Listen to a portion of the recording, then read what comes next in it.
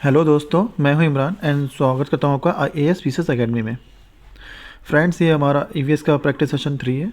इससे पहले मैंने 2 वीडियो करवा रखे हैं, वो नहीं देखे जिसने वो देख लीजिए। वीडियोज़ में बड़े होंगे, उसकी प्लेलिस्ट मैं 1-2 दिन में बनवा दूंगा। तो दोस्तों, ये हमारा इसमें 30 क्वेश्चन आते हैं EVS में, आपको पता होगा CTET के लिए। और ये CTET, UPTET या फिर सुपरटेट तीनों के लिए यूज़फुल है, ठीक है। KVS वाले भी देख सकते हैं, इससे कोई बात नहीं, EVS सब में सेम होती है। कुछ पेडागॉजी होती है इसमें एक्स्ट्रा, वो मैं अभी करवा दूंगा, बीच में क्वेश्चन आएंगे, ठीक है। तो चलिए शुरू करते हैं। पहला क्वेश्चन हमारा,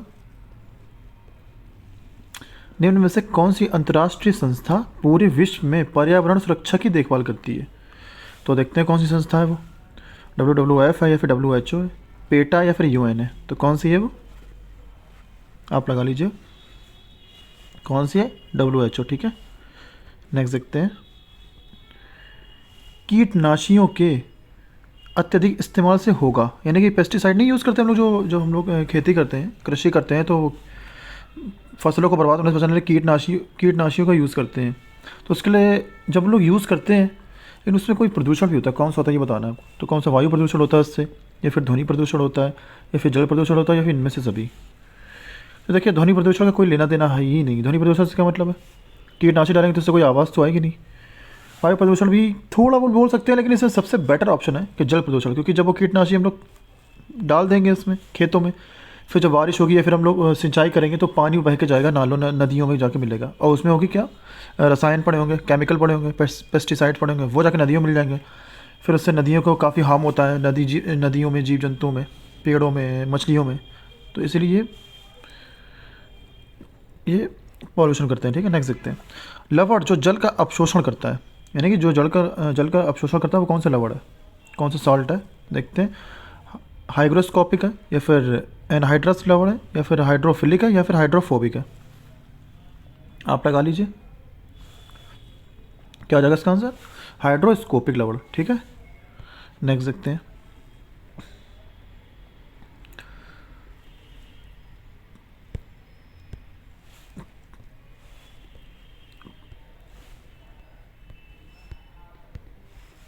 पारिस्थितिक तंत्र एवं प्राकृतिक अधिवासों का संरक्षण तथा उसके प्राकृतिक वातावरण में प्रजातियों का जीवन सक्षम जनसंख्या का रखरखाव एवं प्रति प्राप्ति के लिए प्रयुक्त पद है। मतलब ये एक परिभाषा दे रखी है, किसके बारे में दे रखी है, आप लोग इसे पढ़िए अच्छे से।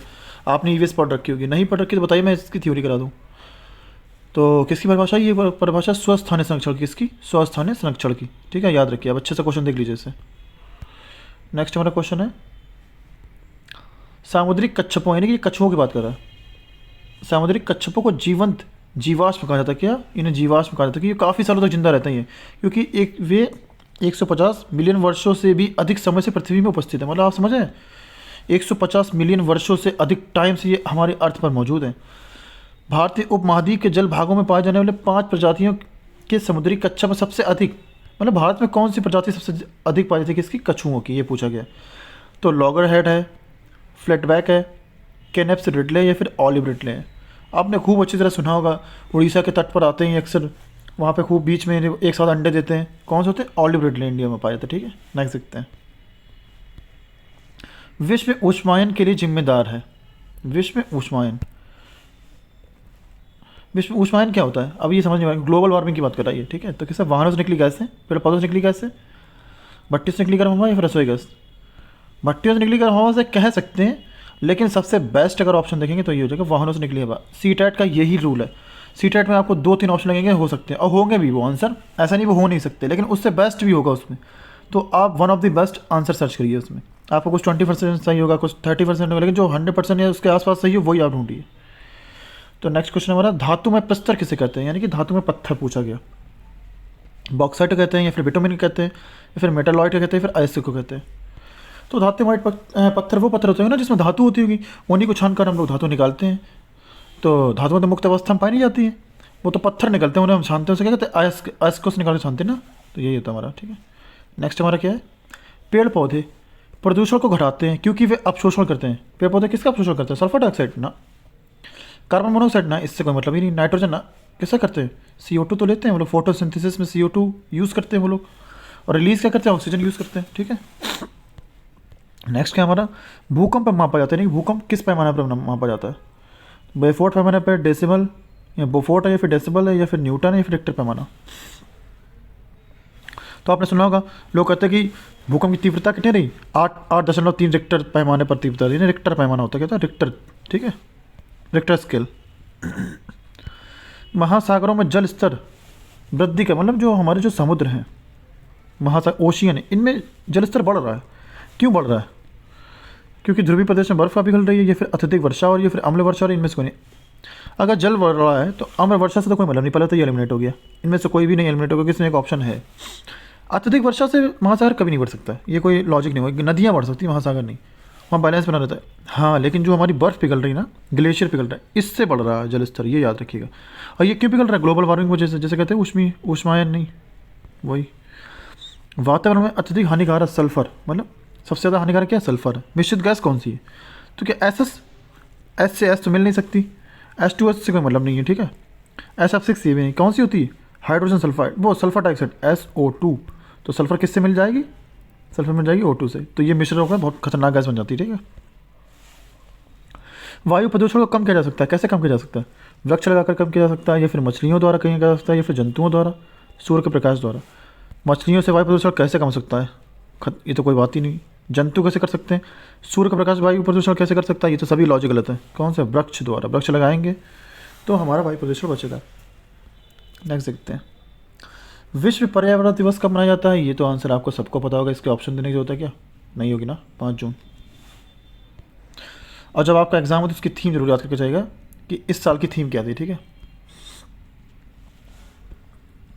सूर्य की हानिकारक किरणों से पृथ्वी को कौन सा स्तर सुरक्षित रखता है? मतलब जो सूर्य की किरणें आती ना, कौन सी किरणें आती?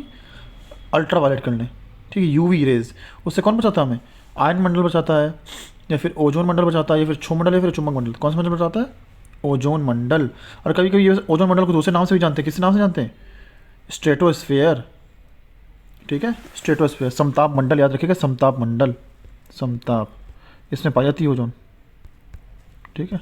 नेक्स्ट देखते हैं, किसी जगह के फ्लोरा तथा फाना, मतलब फ्लोरा और फाना क्या बताते हैं? फ्लोरा आपने खूब सुना होगा, फ्लोरा, और फोना होता है, फोना, FUNA, फोना, ठीक है। ये क्या बताते हैं? ये बताते हैं उस प्लेस की, पता है किसके बारे में बताते हैं? पेड़ पौधे व जंतुओं के बारे में। जिसमें फ्लोरा होता है पेड़ पौधे, और फोना क्या होता है? जंतु होते हैं, ठीक है। नेक्स्ट देखते हैं, पारिस्थितिकी तंत्र का एक उदाहरण है, किसका? इकोलॉजी सिस्टम को। देखिए कौन सा है? एनवायरनमेंट कौन सा है? वायु है, या फिर जल है, या फिर मृदा, या फिर तालाब है। वायु से कोई मतलब नहीं है। देखिए सबसे ज़्यादा जहाँ जीव जंतु पाए जाते हैं, आप सोचिए किसमें पाए जाते होंगे? जल में पाया जाता है क्या? नहीं नहीं, आप देखिए तालाब में सब कुछ पाया जाता है। तालाब में मछलियाँ भी होती हैं, काई भी लगी होती है, फंगस भी होता है, एल्गी भी होते हैं, सब कुछ पाया जाता है, ठीक है। तो ये पानी का बहुत अच्छा उदाहरण है। यहाँ पे आपको सारस भी मिलेंगे, वक्त भी मिलेंगे, सारे जीव जंतु इसके आसपास मिलेंगे। तो नेक्स्ट हमारा क्या है? कौन जीवीय कारक नहीं है? कौन सा जीवीय मतलब होता है? लिविंग थिंग, इस तरह से बोल सकते हैं। कौन सा नहीं? पेड़ पौधे तो हैं, जंतु भी है, सूक्ष्म जीव भी है। पत्थर यानी पत्थर, इससे कोई मतलब नहीं, ये जीवीय कारक नहीं है, ठीक है, ये अजैविक कारक।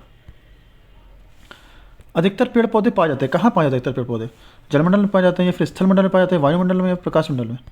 इसका कोई लॉजिक नहीं, इसका कोई लॉजिक नहीं, ये तो दोनों ऐसे कट गए।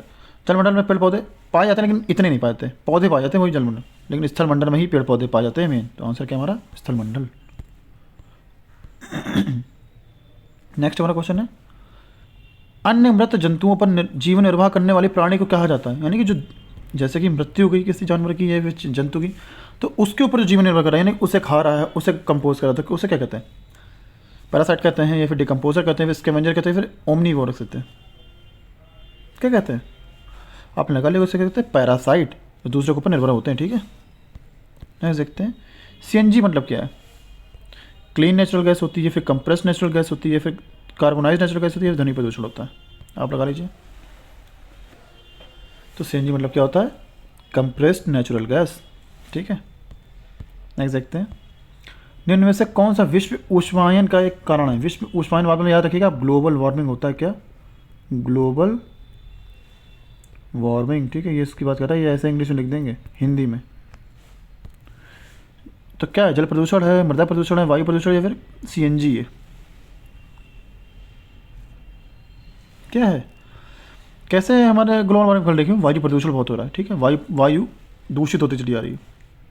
नेक्स्ट हमारा क्वेश्चन है, महासागर पृथ्वी पृष्ठ के अधिकांश जगह आवृत किए हुए, मतलब महासागर जो हमारा कितनी अर्थ के स्पेस घेरे हुए, ये पूछ रहा है।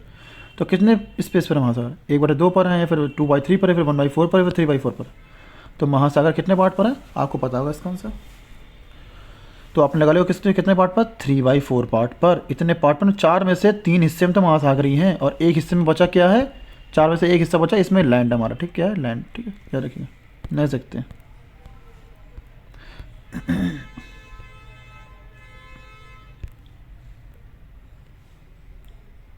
क्या है? स्टेलेक्टाइट एवं स्टेलेग्माइट में निक्षेपण होता है, मतलब ये अयस्क है। किसके अयस्क है ये पूछा तेरे से? सिलिका के अयस्क है, यानी सिलिका निकलता है इससे, मैग्नीशियम निकलता है, कैल्शियम कार्बोनेट निकलता है, फिर सोडियम कार्बोनेट निकलता है। आप लगा लीजिए इसका आंसर।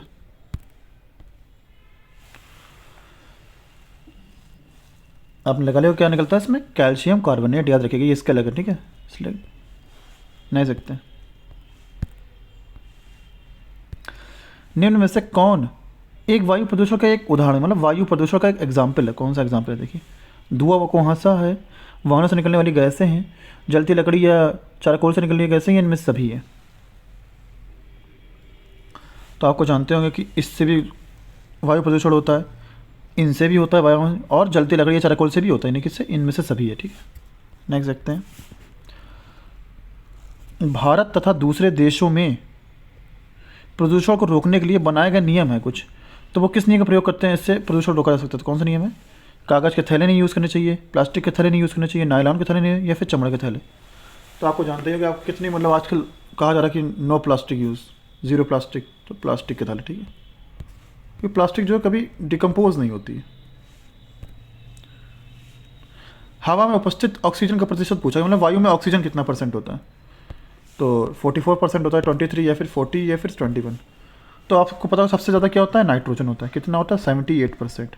दूसरे नंबर पर होता है ऑक्सीजन, और ये बताना को कितना होता है? 21%, ठीक है। ऑक्सीजन कितना होता है? 21%। नेक्स्ट देखते हैं। नेक्स्ट हमारा परम तापक्रम पैमाना कौन सा है? सेल्सियस है, फ़ारेनहाइट है, या फिर केल्विन है, फिर इनमें से सभी। तो कौन सा होता है हमारा? केल्विन, ठीक है। नेक्स्ट देखते हैं, प्रकाश संश्लेषण यानी कि फोटोसिंथेसिस की बात कर रहा है, कैसे संपादित होता है? सभी पौधों द्वारा होता है, या फिर सभी जंतुओं एवं पौधों द्वारा होता है, या फिर सभी हरे पौधों द्वारा होता है, फिर वायरस द्वारा होता है? तो आपने इसका आंसर लगा लिया होगा, क्या होगा? सभी हरे पौधों द्वारा। क्योंकि क्यों हरे पौधों द्वारा? क्यों? हरे पौधों में क्या होता है? क्लोरोफिल होता है। क्या होता है? क्लोरोफिल, जो किसके लिए ज़रूरी होता है? प्रकाश संश्लेषण। इसके बिना प्रकाश संश्लेषण पॉसिबल नहीं होता, ठीक है। नेक्स्ट देखते हैं, ध्वनि या ध्वनि प्रदूषण मापा जाता है, लेकिन ध्वनि है, ध्वनि प्रदूषण किससे नापा जाता है? हम लोग कैसे पता है कि ध्वनि कितनी है? फ़ोन में, डेसी में, या डेसिमल में, या डेसिबल में।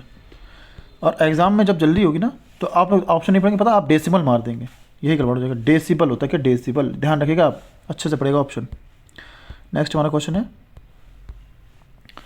निम्न में से कौन पर्यावरण के लिए हानिकारक है? कागज़ हानिकारक है, कपड़ा हानिकारक है, धातु या प्लास्टिक? और दोस्तों, अगर आपको मेरा वीडियो पसंद आ रहा है और किसी तरह से आपकी हेल्प हो रही है, तो प्लीज़ हमारे चैनल को सब्सक्राइब कीजिए, मेरे वीडियो को लाइक कीजिए और शेयर कीजिए, ठीक है।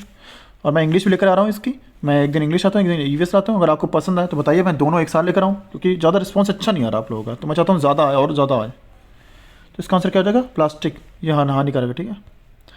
तो दोस्तों, हमारा यही वीडियो कंप्लीट होता है। अपना स्कोर बताइए कमेंट में कितना रहा है। Thank you very much.